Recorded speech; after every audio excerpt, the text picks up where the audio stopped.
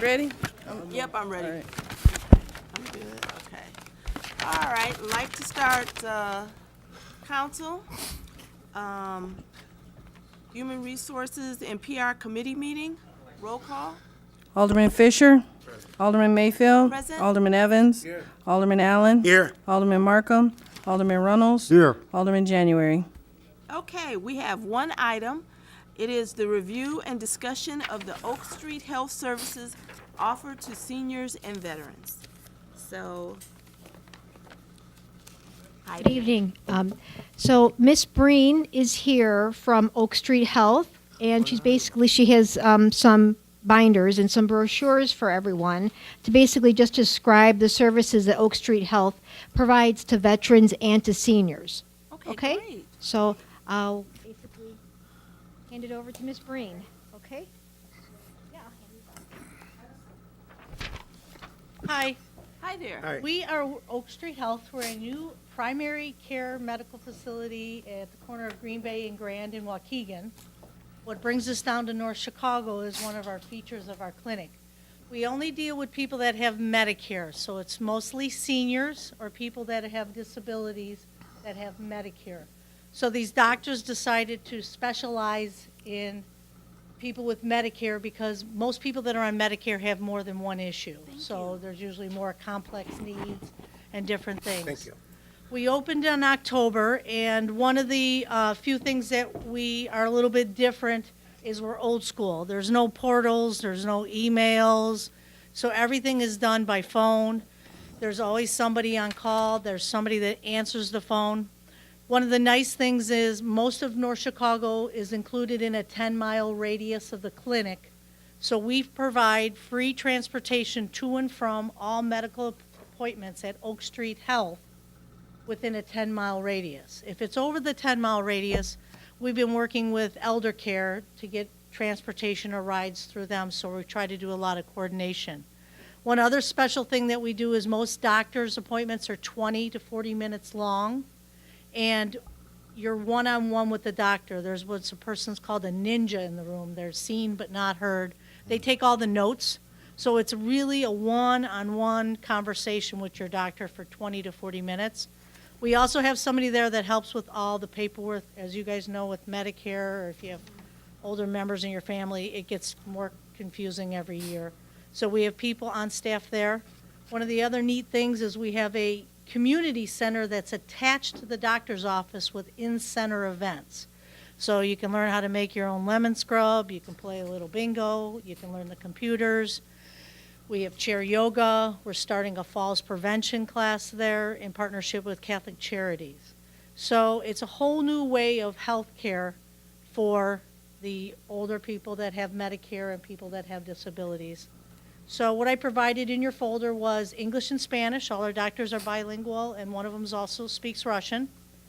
And we have a calendar of events of all our in-center events. It also explains a little bit about what Medicare is. And if anything else, does anybody else have any other questions or anything? And we did bring some flyers for people in the back that want to know about it. Very good. Thank you for letting me allow to speak today. Thank you. Thank Great. you. I got one question, sir.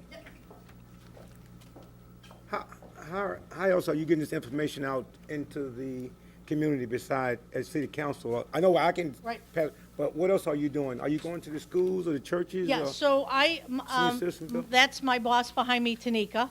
She's the outreach director, and what I do is called the community relations manager. I book all outside events. So I was over at the library seeing what type of programming, and I've left information. We've worked with Pamela Johnson at the Foss Park District, and we're going to do a presentation there in February. And we have been at the Mayor's Senior Citizen Breakfast, not the mayor, the North Chicago. North Chicago Senior Yeah, Breakfast. so we're getting out in the community by just getting our name out there. We have these green shopping bags that everybody sees. But anything that you guys need for any like community event, the churches, Tanika's been working with the pastors, That's right. and we've been starting to go to, last week, I think you met with them all. So we're just really, going out there and trying to see what sticks. Grocery stores, you know, community events. It's freezing out now. We don't want people standing outside. But Right, that's right. what, but we're just really trying to hit everything. So we, you know, the park districts, senior centers. We're in Thompson Manor and Kukla. We'll be there for the next couple months Okay. to promote, Right. to educate.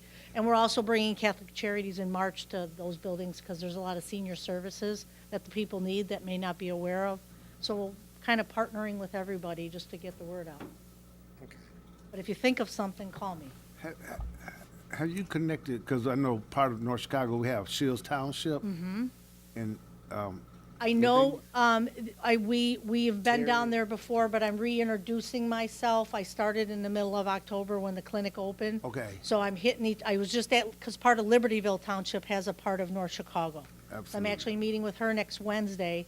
So especially Okay. the part that I see that you guys cover, right, then I will let her know that if we speak to them and they need assistance with Social Security or Medicare, because that social worker does that, okay. I like to make that connection and Great. everything with the community. Great. Okay? Thank you. Thank you. All right. Well, I'll entertain a motion to close the Human Resources PR Committee meeting. So moved. Terry. Moved. Can I get a second? Second? I'm gonna get one to Manchester. Okay.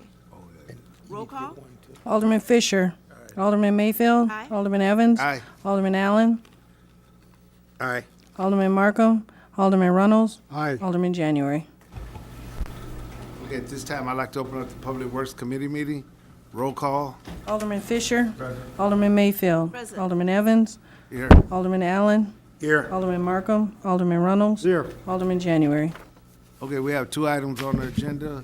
The first item is the review consideration, entering into a jurisdictional transfer agreement with the Illinois Department of Transportation regarding Sheridan Road, east of the railroad tracks at MLK Junior Drive from MLK south to the city limits. The second is the review consideration entering into jurisdictionary transfer agreement with the Illinois Department of Transportation regarding Buckley Road, east of Illinois 137, to its grade intersection with Sheridan Road. We have Ed Williams, the Director of Public Works. Thank you, Mr. Chairman. Good evening, council members, Mr. Mayor. This evening, it's actually 2 separate items, 2 jurisdictional transfers. In 2015, I went to the Office of IDOT District 1 in Schaumburg and requested consideration be given to a jurisdictional transfer of Sheridan Road. At the time we requested that transfer, we were under the design, and we still are in the design, trying to squeeze a bike path in along Sheridan Road, and it made good sense to do that because by doing this jurisdictional transfer, it allowed us some flexibility or freedom in the design criteria that we entertained for those road improvements. So as a municipality, it's really beneficial for a municipality to control the gateways into our community. Given that the state happens to control most all of the gateways in the community, here was an opportunity to maybe claw one back from the state, if you will, so we can control the gateway and enhance it and beautify it, and basically build what we wanted to build in there without having to jump through all the hoops that the state forces us through. More importantly, it allowed us to, with this design flexibility, to perhaps build a bike trail when the Flory Path trail along there is under design. And as proposed by the original design engineers, it would have required that land be acquired from both the railway on the west and Naval Station Great Lakes on the east in order to allow the design to be built in the right-of-way. By controlling the roadway, we believe in fact not believe, we know we can build the path within the existing right-of-way that's available to us, and therefore not have to tremendously simplify the acquisition and permitting process by not having to get right-of-way from either the railway or Great Lakes. So it was on the agenda one other time before this, but there are actually 2 separate agreements, 2 separate jurisdictional transfers, and I wanted to make sure we dotted the right I's and crossed all the T's So I ask that consideration be withdrawn from the council consideration, the last council meeting, and then added it to this agenda. So it's the same thing that was before you. It was split into two separate motions, two separate actions, two separate jurisdictional transfers affecting the same right of way. Any questions? Ed, I guess, Are we I just got one question again, Okay, and maybe you said it, and we have to, we will be maintaining the road as far as snow plowing. Correct. And if that road starts to deteriorate, we're responsible for repairing and replacing if necessary? So we will be responsible for the repair and maintenance of the roadway and of the wearing surface on the two bridge decks. We are never under responsibility for the infrastructure of those bridge decks, the superstructure beneath it. Both of those roadways are relatively new construction and probably won't have to be touched for 20 or 25 years, given the limited traffic on them. Guaranteed, I won't be here in 25 years to refute the statement, but Just ask. I truly believe it's a worthwhile jurisdictional transfer. Much like when we did the Lewis jurisdictional transfer last year out in front of us, we held off on bringing that to council until certain concessions were agreed to by the county, because, you know, counties, like states, they have a different view on traffic. They want to maximize the throughput. We as a municipality who are dependent upon certain aspects of sales tax for our income, we're okay with traffic slowing down a little bit. So we often come to the table with the same need, but with totally different focuses on why it's important to control that right away. Okay, any more questions? Okay, thank you. thank you. Thanks.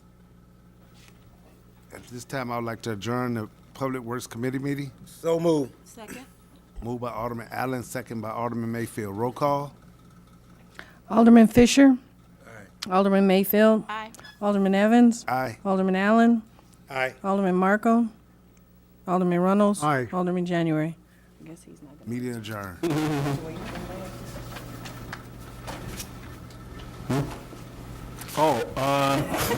I'm here. I'd like to open up the Committee of the Whole, cover roll call. Alderman Fisher. Alderman Mayfield. Present. Alderman Evans. Alderman Allen. Here. Alderman Markham. Alderman Runnels. Here. Alderman January. Okay, I got one item, but it's two different ordinances, and it's regarding increasing the liquor license. There is two businesses are looking to establish liquor licenses. One of them is Gonzalez's on 10th Street. And the other one is actually Beerability on Sheridan Road. Their Beerability did come to us some time ago, asking if they could get a full license in there just for pouring.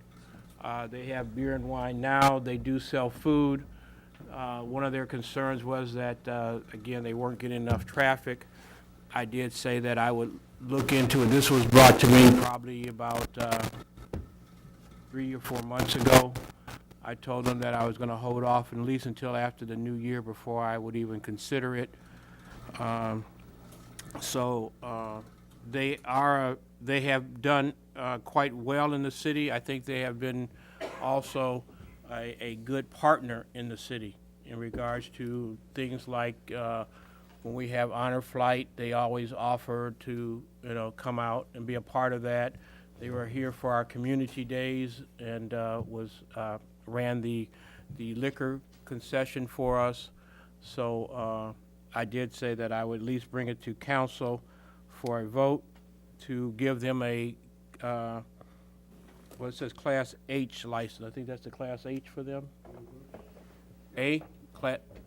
Class A license, and then Class H for Gonzalez, which would give him an opportunity to sell liquor in his establishment. So if there's any questions, Actually, you said the H is He wants to start serving liquor. No, just, well, which one? Gonzalez. Gonzalez, he wants to be able to sell liquor, Okay, and the other one, the A is just to serve, I mean. Pour. with- Pour liquor. He's Yeah. got a beer and wine right now. right. And he wants to serve alcohol, so. And then with their food that they serve there too, so. Okay. Okay. I will, place this on council for next council session Yeah. and let it be voted up or down. Okay. Okay.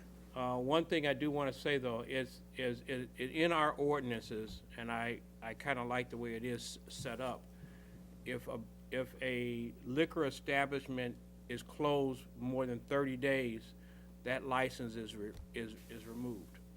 So there can't be someone come to me and says, Mayor, I want to open a bar up, and there's a license available. I can't just offer it to them. I got to come back to council and for it to be voted on.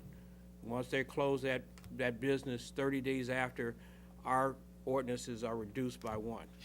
So we gotta, I come back in front of council.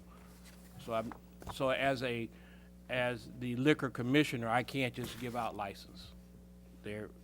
I'll come back to council, and so you can vote on it. You'll be aware of what licenses are out there and what businesses have them. So, just to make you aware of that also. Okay? No other questions? I entertain a motion to adjourn. So move. Second. It's been moved by Alderman Allen, second by Alderman Reynolds, that Committee of the Whole stand adjourned. Any questions? All in favor? Aye. Opposed? Motion carried.